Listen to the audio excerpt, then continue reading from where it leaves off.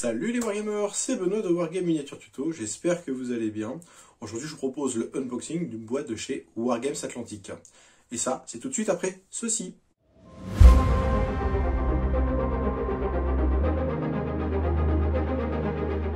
Nous voici donc à l'atelier pour découvrir le contenu de cette très jolie boîte que m'a envoyée Wargames Atlantique, Panzerlehr Division, donc comme son nom l'indique, qui va nous présenter une unité de la Panzerlehr, de leur gamme World of Blaze 3945. Et dans cette boîte, a priori, on va trouver 30 figurines en plastique dur et en 28 mm. C'est du multipart, donc on va pouvoir faire pas mal de combinaisons possibles. Très jolie boîte, avec une jolie illustration et encore une fois une belle photo qui sera une bonne source d'inspiration. Si je retourne la boîte, on nous explique qu'il y a 30 personnages à l'intérieur, qu'il y a pas mal d'options d'équipement, avec notamment des MP40, des Panzerfaust, des MG42, des grenades, des pistolets et bien plus. Donc il y aura du rabio forcément. Et pas mal de positions possibles et imaginables. Ici, ils les ont mis notamment sur une petite scénette confrontée aux Français, aux résistants français que je vous avais déjà présenté dans une autre vidéo. Je vous propose qu'on regarde un petit peu le contenu de cette boîte avec notamment les sprues en plastique. Et on trouvera donc 5 de ces sprues, comme on dit, de ces carottes plastiques, qui seront 5 fois la même, avec des choses qui sont plutôt intéressantes, des positions diverses et variées. Donc 6 positions, 6 x 5, 30, donc on retrouve bien nos 30 personnages, avec, alors on va regarder ça un petit peu plus en détail, avec une position accroupie qui est toujours intéressante. Donc on regarde les corps. Ce qui est toujours intéressant chez Wargames Atlantique, ce sont les têtes. Parce qu'il y a vraiment des trucs qui sont hyper intéressants. Donc, pas mal de casques avec couvre-casque. Ici une tête assez originale avec pour la radio. Ici on a une tête d'officier. Des têtes avec casquette, sans casquette, avec casque, sans casque. Encore une fois, on a été vraiment bien gâtés. Et voilà, vraiment de très très jolies choses. Au niveau de l'armement, voilà, on voit déjà ici la mitrailleuse, la mitraillette. Il y a des équipements. Ah, ça c'est joli, ça c'est assez original. Un jerrycan, ça peut vous servir également pour faire d'autres petites scénettes. Alors j'aime beaucoup cette pose avec les 3 doigts, là, je trouve ça plutôt pas mal. Ici, quelques petits équipements de pactage, avec des sacs à munitions. Pas mal d'armes automatiques, du fusil également, donc très honnêtement, de la grenade. Grenade type presse purée. De l'armement anti-char. Alors celui-là, franchement, je trouve ça, c'est une excellente idée, puisque cet armement-là, on peut le mettre soit dans le dos, ou pour des jeux type Bolt Action, on peut même, comme c'est une arme d'unité, on peut la garder à part et la mettre tout simplement sur le socle de la figurine, ou tout simplement peindre l'arme et la transmettre d'une unité à l'autre. Donc ça c'est vraiment très très bien. Qu'est-ce qu'il y a d'autre ?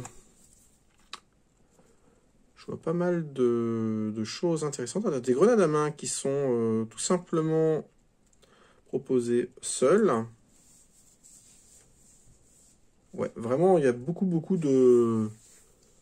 d'options. Au niveau des poses,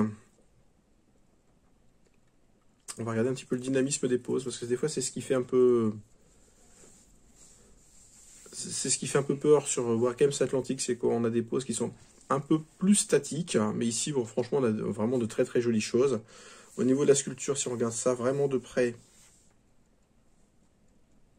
on est sur un plastique qui est quand même bien dur, avec des positions de figurines tout à fait réalistes et des proportions qui sont tout à fait réalistes. Alors ça match hein, avec les figurines de chez Warlord, hein, sans aucun problème.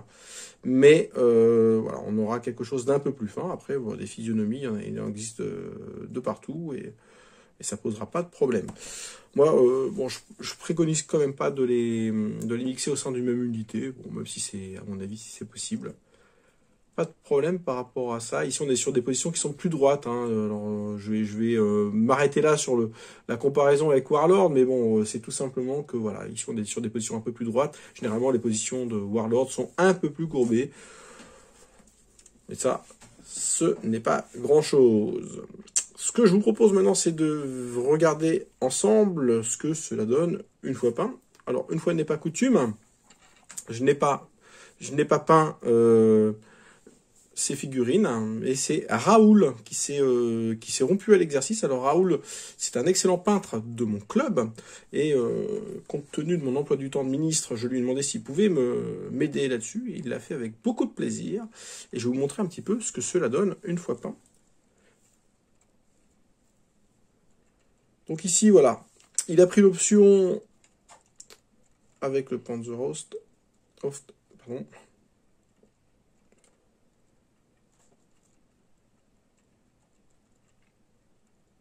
Et le fusil. Donc, on est sur une jolie peinture type tabletop. Hein. On n'est pas trop rentré non plus dans le détail, mais sur une table de jeu, voilà, c'est déjà un très très bon tabletop. Hein. Moi, j'apprécie beaucoup. J'aime beaucoup son travail. C'est pour ça que je lui ai demandé s'il voulait bien m'aider sur cette vidéo. Ici, avec la mitrailleuse. Hein. Avec le porteur de la mitrailleuse, qui doit être, je vais vous trouver ça tout de suite, ici, notamment, hein, avec une caisse, un pistolet. Alors là, il est vraiment bien assuré au niveau de l'équipement. Je dois en avoir également d'autres personnages ici. Alors, ça, j'aime beaucoup. Ici, voilà, le personnage est en train de recharger son arme. Et l'arme qui n'a pas le chargeur encore enclenché. Très, très joli. On peut avoir peur lorsqu'on déballe ce type de figurine d'une sculpture qui n'est pas très prononcée. Très honnêtement, c'est ce qui peut rebuter quand on ouvre le paquet. On se rend compte qu'à la peinture, ça se passe hyper bien. Là, le bras que je vous ai montré tout à l'heure avec les trois doigts, une position tactique vraiment qu'on retrouve souvent hein, dans les films de guerre ou pour ceux qui ont une expérience militaire. C'est des signes qui étaient utilisés pour se diriger et pour pouvoir progresser en silence. Donc ça, c'est vraiment très très joli. Une autre ici, alors avec la grenade.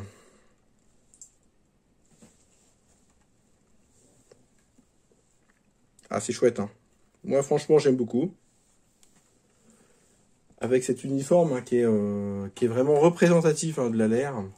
C'est pas très chatoyant, hein. On n'est pas sur du SS ou quoi que ce soit, mais très honnêtement, c'est très très joli. Alors, voilà, tout simple, hein, avec un fusil. Ici, notre petit blondinet. Vraiment très très sympa. Alors, on est sur une deuxième mitrailleuse. Vous voyez qu'on peut quand même utiliser l'armement et les poses de manière vraiment différente. Et son pourvoyeur. Le pourvoyeur ici, alors qu'il y a une petite particularité. Je préfère être honnête avec vous. Qui a la petite particularité d'avoir tout ce ruban de munitions autour du cou, hein, qui n'est pas fourni dans la boîte. Hein, que là, c'est du Rabio de chez Warlord, mais comme quoi on peut utiliser l'une et l'autre marque ensemble, et ça match plutôt bien. Joli contraste au niveau de la boîte de munitions, on pourrait tenter de la faire de manière un petit peu comme l'uniforme.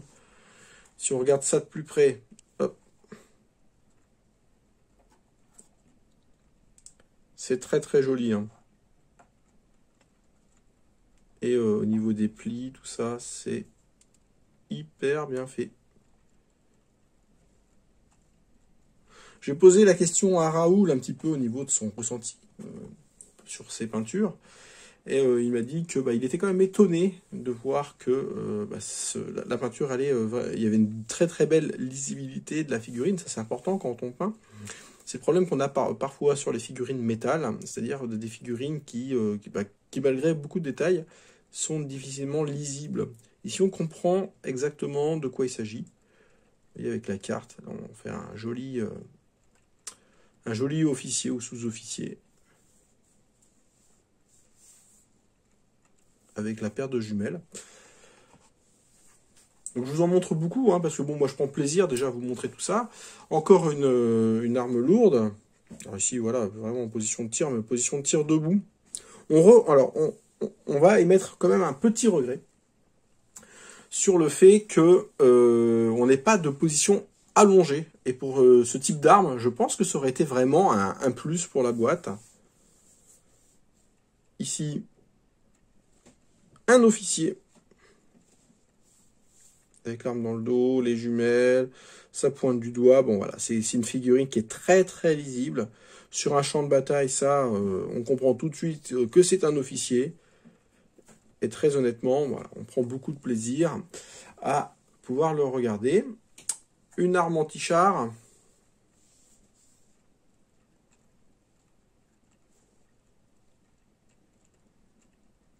Avec un bon choix de couleur hein, au niveau de cette arme. Une autre. Donc ça c'est vraiment la force des Allemands hein, dans les jeux tels que Bolt Action, d'avoir ce type d'arme. Alors ici voilà, on est sur un... Alors, Raoul a pris le parti quand même de tous les faire en blond. Hein. Tous les Allemands n'étaient pas forcément blonds, mais bon. C'est une belle représentation quand même de ce type. Moi, ce que j'adore aussi chez Wargames Atlantique, c'est qu'ils sont capables de nous sortir des coupes de cheveux d'époque. Et ça, je trouve, voilà, ce type de coupe de cheveux, c'est vraiment représentatif de la Seconde Guerre mondiale. Et moi, je trouve ça très très joli. Alors, on arrive bientôt au bout. On regarde ça.